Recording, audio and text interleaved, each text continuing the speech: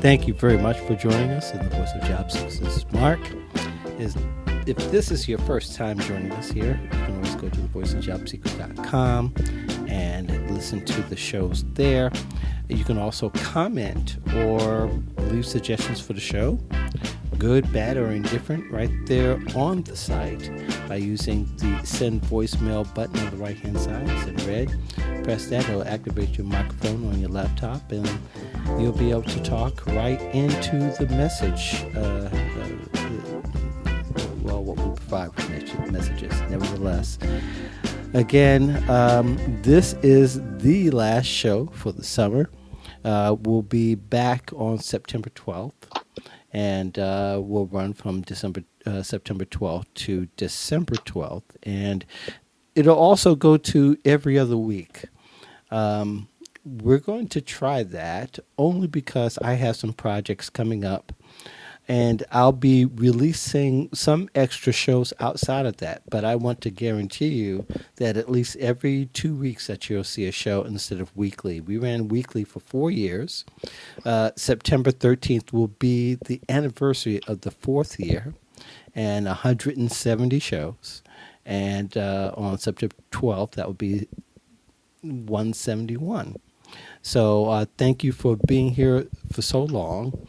And some of you have been following along for 3 and 4 years, and I can't imagine somebody running around following me for that long, but you have, and I do thank you. In the meantime, I want to introduce to you Mac Pritchard. Some of you will already introduced him for his interview with me, not only through his podcast, but I ran it back a month ago. We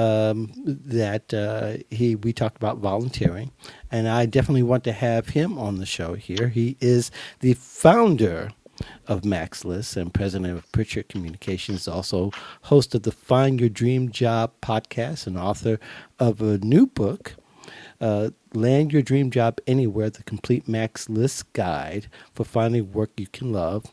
Mac's List is a job board for those who are in Portland, Oregon, mostly, which he has a wide variety of jobs on there.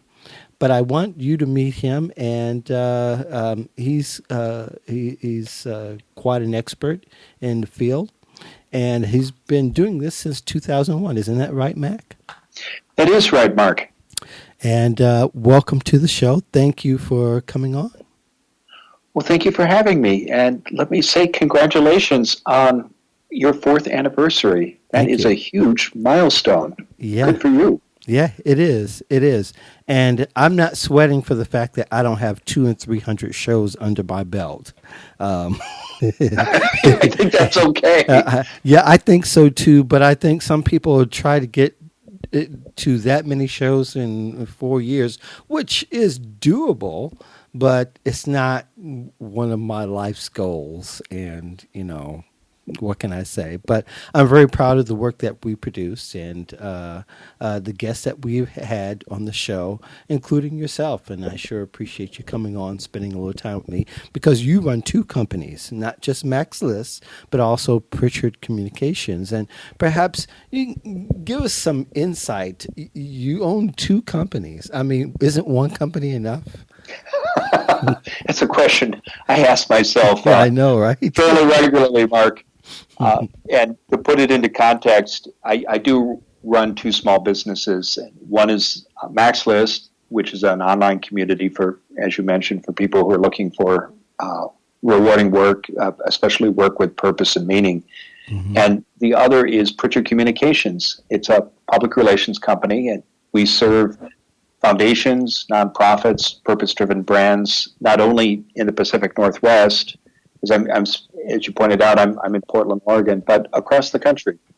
And they are small businesses. Each company employs 5 people, and we operate from a portion of a floor in a downtown office building in Portland. But people might wonder how I ended up doing that. The central value to my career, Mark, is service. It's been an important part of what I do, and I happen to be in my late 50s, so I've been in the workplace now for 30 plus years, and my my career has largely been in communications. I have been a spokesman for nonprofits and public agencies. I've worked for elected officials I was a speechwriter to a governor of Oregon, and I was also did media relations for political candidates. And I now run a public relations company, and people wonder, well, how did you end up running Max List? What those two firms share in common is I love connecting people and making connections, and service is a central part of that too. Because in my work and in my personal life, I always try to make a difference on issues I care about, or in the community where I live and work, or ideally both. And those two firms, Max List and Pritchard, allow me to accomplish that goal. So would you say that, well, let me ask you, which one it has become a passion of yours? Are both your passions, or would you say one above the other? Well, I divide my time between the two companies, and our teams share the same office space. I'm excited to work on both. And I certainly have had the opportunity, Mark, to close one down or spend 100% of my time on the other. And because of what drives me, my commitment to service and how much I enjoy making connections in the community, I get excited about working in both companies. I know you have this experience because you've been working in the career field for many years now. It's so gratifying when you play a part in helping somebody either get a job or move in a new direction in their career or accomplish some professional goal they've set for themselves. And obviously they do the work, they make it happen.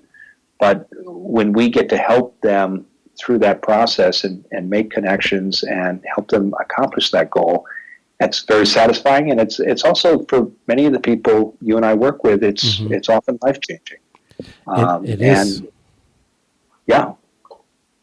And in my work with Prichard Communications, I get to work with people who are making a difference in the community. Again, these are nonprofits or purpose-driven brands or foundations, and we help them with communications planning. We relaunch websites. We teach people how to do online communications, work with reporters, connect with elected officials, and they are often pursuing social change, and so we're getting to make change on a larger scale, but it's equally satisfying as helping somebody find a job or make a change in their career. Yeah, I can't think of there might be one or two other things, maybe giving someone life would exceed somebody finding a job that is more purposeful. So I definitely agree. I definitely get the passion about jobs for sure. And PR. PR is pretty important because really we are in an age where we all need to market ourselves, and which kind of connects to what we're talking about today as having a portfolio career. But in your estimation, the people that purchase your services for PR and people who also need job help are looking for the visibility, but they don't understand how much that visibility needs to have an impact. That's right. And as you talk, Mark, it reminds me that another thing that both a job seeker and someone who is working with a communications firm share in common is they both have a story to tell. And for the person who's interviewing for a job, they need to make the case why they're the best person for this position, and they need to understand that employer's challenges and problems, and they need to show that employer through effective communication how they can help solve those problems, and that's going to help them make the case for why they're the best person for the job. For someone working with a public relations firm, they've got a story to tell too. They often want to change and it can take the form of a new public policy. Maybe they want to attract new donors. Maybe they want to increase their membership. But having a great story that's going to appeal to the people that you want to reach and motivate them to take action can make a huge difference. There's somebody I work with, Andy Goodman, who teaches storytelling techniques. He talks about how powerful stories are and how they engage us emotionally, and that's why they're so persuasive and so effective. And to make that point, Mark, he has this wonderful line. He says, nobody ever marched on Washington. He's talking about social change now because of great data. It's always a story that inspires us to action. And stories can be so effective in a job search and in our careers. Yeah, that is absolutely the truth. And I think as much as I've written over the years, the things that really resonate with people as far as advice is when there's a story that aligns with someone's core beliefs and their core values and their emotions and makes them laugh, cry, or that they're entertained in some kind of way. But if you're not asking for people to do all of that, but what people will connect to is that I can relate to that, I can visualize that, I can feel it. Yeah, I think you're so right. And I know we're talking about job hunting and careers today, but when we've been on hiring committees and we've met with candidates, the people that we meet with who tell us stories are the ones we remember.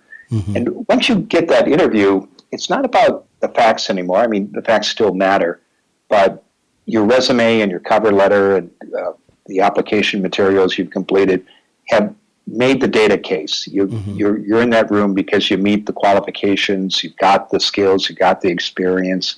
So your next challenge is to connect with the people you're meeting with, to understand what their needs are, and to show them and that you're the right person, and to engage them. And nothing beats storytelling for accomplishing all those goals.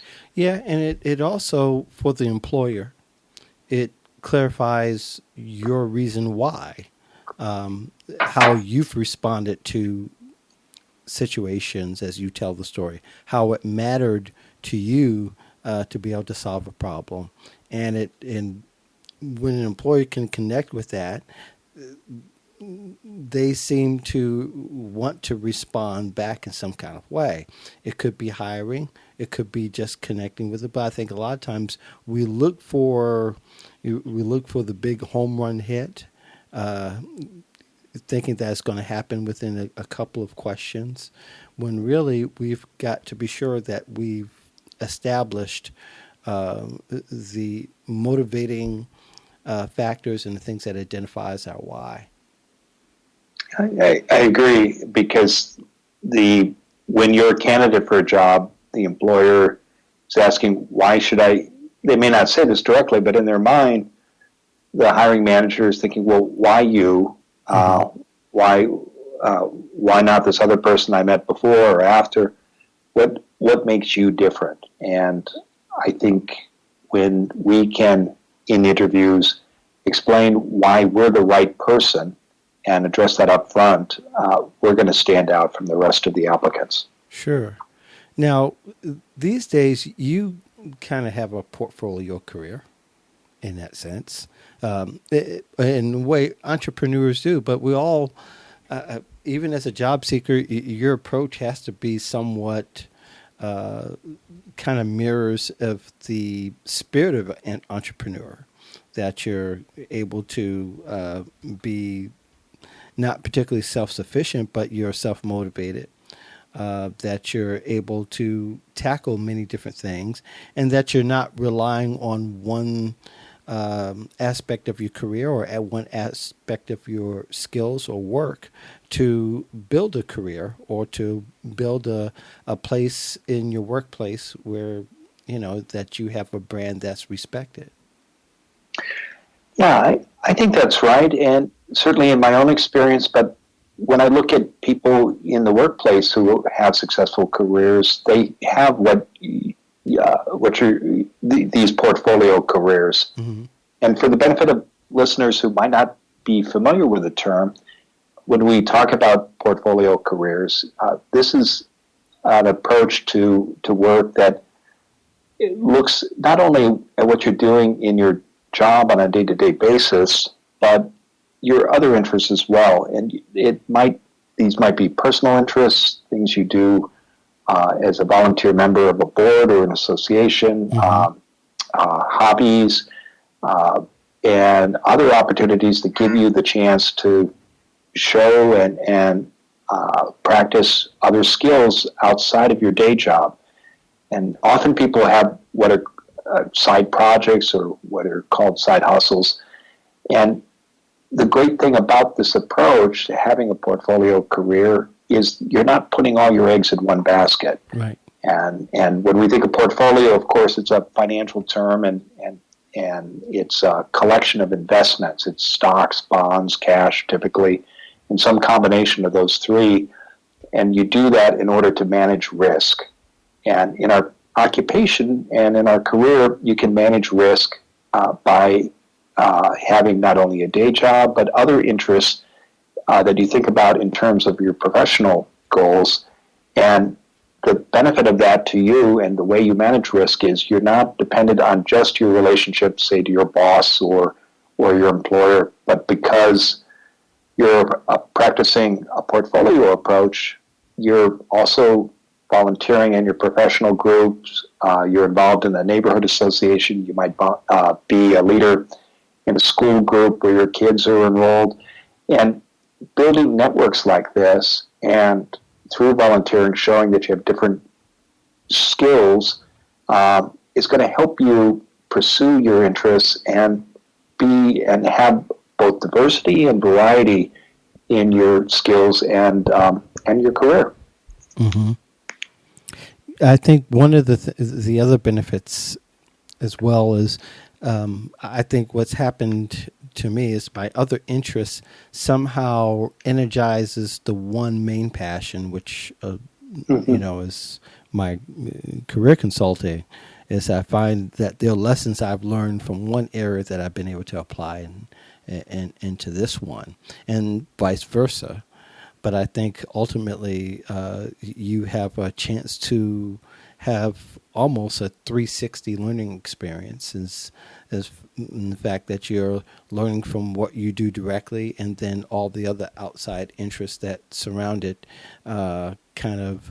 makes for learning for that one main passion that you may even have. Yeah, I'm sure you've had this experience, Mark, where you when you get to explore new interests or use different skills that perhaps you aren't able to apply in your job, mm-hmm. it brings new energy and new ideas to that day job. That makes you even better at what you do. Yeah. So for people who are interested, are there any tips that you have for those who are just tired of relying on one job because maybe they've been dismissed or that they've been laid off or in some kind of fashion from a number of jobs, and I know that people are fed up of just relying on one income to make things work for their families. A couple of ideas come to mind. Mm-hmm. First, think about things outside of your job that you enjoy doing, and be open to the idea of having some kind of side project that at first might not bring in some income, but if you have a hobby or an interest, set aside time during the week to pursue it, and it may eventually turn into a source of income or even a business. Mm-hmm. In my case, I know you and I have talked about this. Today I run Mac's List. It's a job board, a blog about job hunting. There are actually 2 books and the podcast you mentioned.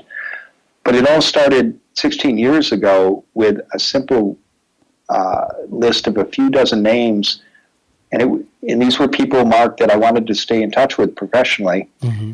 And I started sharing job postings with them. And I did this without any expectation of getting anything in return, but I did it because I like to help people, and I like to stay connected with others. And the list grew very slowly over the years, and I didn't realize it could actually become a business until about 7 years ago. Today, it's a mid-six-figure operation that employs 5 people, and I don't think every side hustle is going to turn out that way. Right. But it can open doors for you. And I have another interest of mine is electoral politics, and I've worked on many political campaigns as a volunteer. I've also done it as a paid professional. Mm-hmm. But the reason I bring it up is because when you join an organization, it could be a campaign, it could be a church group, it could be a school group, as a volunteer, and you take on a leadership position, you will meet people and have the chance to practice skills that you might not have the opportunity to do so in your day job. And that can help you make a pivot into a new career. It might not bring in income in the beginning or even in the long run, but it does give you the chance, a kind of sandbox to try out a new role, new skills, mm-hmm. and to meet people in the world where you'd like to work. First by playing, but you can get skills and get credentials that can help you transition into a new career. And this comes back to that idea of portfolio careers. You're not putting all your eggs in one basket in your day job through volunteering or pursuing outside interests. You're building up a diverse set of skills. Yeah, and you mentioned that in your book. You mentioned that in your book, and you go into a couple of instances where that's worked really well for you. And some of it ended up not being necessarily a hunt for the fact that you were able to get other people's attention, and that made it easier for you to get referred and then, of course, hired. Yeah, and I think we all face this challenge because the advantage of having side projects or volunteer gigs, in addition to learning new skills, is it helps you grow your network. And mm-hmm. if you do it in a thoughtful, strategic way, and you know, for example, you want to change sectors, you want to move from one field, say the corporate world, to the nonprofit world, one of the best, but you don't know anyone in that new sector. Well, then you have to figure out who the leaders are, where they hang out, and start building relationships and a network with the people that you hope might hire you one day. Mm-hmm. And having and if you do that in a thoughtful, strategic way, you'll grow your network, and when opportunities open up at organizations or companies where you want to work, you don't necessarily have to come in through the front door by responding to a job ad on a website. Mm-hmm. You may have to do that as part of a formal job application, but you can also go in through the back door, through word of mouth and through professional and personal networks that you've created, and get in front of hiring managers. And as you and I both know, employers like to hire people they know and trust, or people who are recommended to them by people they trust. Yeah, I just saw a study today, and I think this is information we already knew, that between the 60% of people who find job listings on job boards and the 29% who get referred, the ones that actually has the higher rate of getting hired are the ones that are referred. So I think one of the things that we have to understand is, again, we can't rely on, we can find the initial listing on a job board, and sometimes we're able to get through, but that shouldn't be the end to our hunt. And I think if all of this makes any sense and bring it together, everything that we have as far as career has several components to it. And what separates people who are successful and people who are not as successful are the ones that are willing to complete all the steps and go all the way and think of the long term instead of just trying to nail the one component, and that's to get the job. Agreed. And because we will all change jobs probably 7-10 times in a 40-year career. Mm-hmm. So we have to get good at job hunting. It's a skill we have to master. But to your point, Mark, once we get a job, we need to do well and do our best. But the odds are good we'll be in that position for 3, 5, 7 years, and then we'll be ready to grow and move into a new job, or maybe there'll be a change, some event we have no control over. The company goes bankrupt, the economy worsens, and there are layoffs. So you need to prepare for that. The day you get the job doesn't mean that you'll never have to look for another position again. Odds are you will, and you need to think about that as you manage your career in the years that follow. Absolutely. So in your book, I think you accomplished several things. One of them is that there's a multi-layered approach. And your book states that, that you can actually land a dream job anywhere. And we can all argue about the word dream, mind you. Yeah. But I think that it is that we can no longer disengage from the job hunt per se. Maybe there is a period where we have our heads down, working very hard, but it is all about building a future, and that includes that other component through the networking, through personal branding, through all those things that will help us to build on the vision that we have for ourselves. Absolutely. And as you mentioned, and I talked about earlier in the show, I run a job board, Mark, and I'm very proud of the value that we offer the employers who post listings there, and I'm very proud of the value our readers get from looking at those listings. Mm-hmm. But as you know as well, because you've been doing this for a long time, most jobs are never posted on my board or any of the other 40,000 niche job boards out there in the U.S. Yeah. They're filled by word of mouth, and there's no conspiracy here. It's human nature. People prefer to hire people who are recommended to them by others they trust. So our challenge in our careers is we need to get good at job hunting, and that means that we need to think about growing and maintaining our professional networks, thinking about our personal brand, as you mentioned, thinking about the needs of our employers and continuing to meet them. And above all, we can't wait to be picked, whether it's for a promotion at work or for the next opportunity that may interest us and we apply for. We've got to take charge both of our careers and our job searches and be clear about the goals that we want to pursue and make sure that we're making the best case for ourselves, both at work and in the job hunt. And that's a lot. That's what inspired me to do this book, because I meet, Mark, so many people who come to my job board, and I'm grateful for that. And I ask them how the search is going, and often they say, well, I look at your board every day. And again, this is very gratifying. But they may, if up to 80% of all jobs are never posted, they may be missing rather, as many as 8 out of the 10 jobs that are out there. And these are not lazy people. They just haven't had opportunity to master the skills of job hunting and career management. And that's why we wrote the book, or I wrote the book, and that's why we do our podcast and our blog, because we want to share these skills with people so they can step away from that job board in the computer and spend 60, 70% of their time making sure they're part of those conversations that happen when word of mouth leads to jobs getting filled. Absolutely.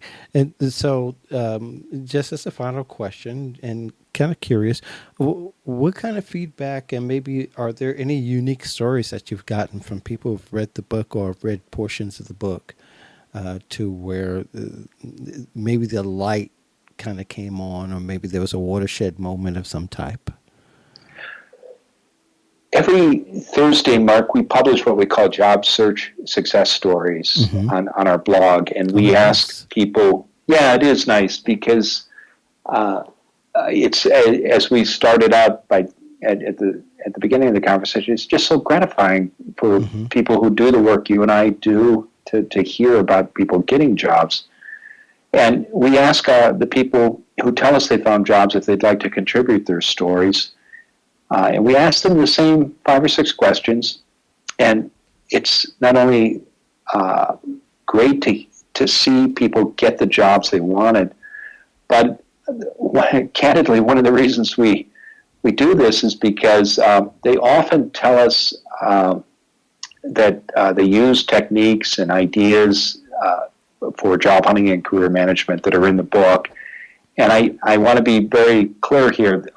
There's some great tips and strategies and tactics in the book for people like you and I. They're pretty familiar, and so there's. It's not like there's these are lots and lots of secrets. Right. These are skills, and like any skill, they can be mastered. And so I would encourage your listeners to check out our blog, look at the Thursday posts. They're called Job Search Success Stories, and listen from job seekers themselves about the techniques and strategies they found most successful. And if you do check out the book, you'll find we lay out in a very tactical, granular, nuts and bolts level how to do those things so you can be as successful as they are. Yes, it's a wonderful book. It's not long at all. In fact, I think it's less than 130 pages, if I'm not mistaken. Yeah. And so it's a very easy, practical read for anyone. And I'll be sure to put the link in the show notes.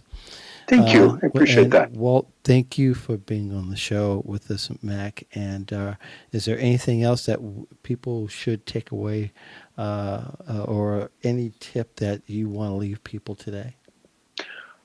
Just this. I think because I operate a job board, and I bet you have this experience too, Mark, because of the career coaching services you offer. Often I'm approached by people who want to meet with me and to talk about their search, and I try to see everybody. Sometimes it takes a while, but I think they ask for those meetings because they think there's some drawer of secret jobs I have or some special insight I'm going to have. Yes, yeah, I know that well. Yeah. So I say that respectfully because everything I know that I might tell someone in a 30-minute meeting is in that book. Or if they don't, if they prefer podcasts, check out our weekly show that you mentioned, Find Your Dream Job. Check out your show and your blog because much of what we're talking about, you've been talking about for years. If people would like to get a free chapter of the book, they can go to maxlist.org/voice of the job seeker. Ah, nice. Although I will say that when you refer to the show, it's the voice of job seekers. Oh, thank you. I saw that in a tweet earlier, and I said, I'm not going to, but the reason is because there is a voice of the job seeker. Okay. From 2010. Okay. And the funny story, I contacted him after I found it because it didn't come up in the original search Google results. But I think at the same when the algorithm changed around the time that I was like a few months in, I searched again and found him. I contacted him and I said, we have similar names, blah, blah, blah, blah, blah. He said he would get back to me. He never did. This was 5 years ago. It was safe to say that I owned that area of of the web. But yeah, that's I saw that in a tweet. No big deal. But that's not the first time. There are news articles with voice of the job seeker instead of the voice of job. So I have to live with it. But people who listen to the show know what it is. Mac, thank you so much for spending time with me. You got so much going on. I don't know how you do it. But we'll be talking soon. And for the rest of you, thank you very much for joining us and for this season of The Voice of Job Seekers. Look forward to seeing you September 12th. However, I will be publishing articles throughout the rest of the summer, so I'm not taking off. I've just got to switch gears a little bit. So I thank you and look forward to seeing you in September. You have a great summer, and I'll see you then.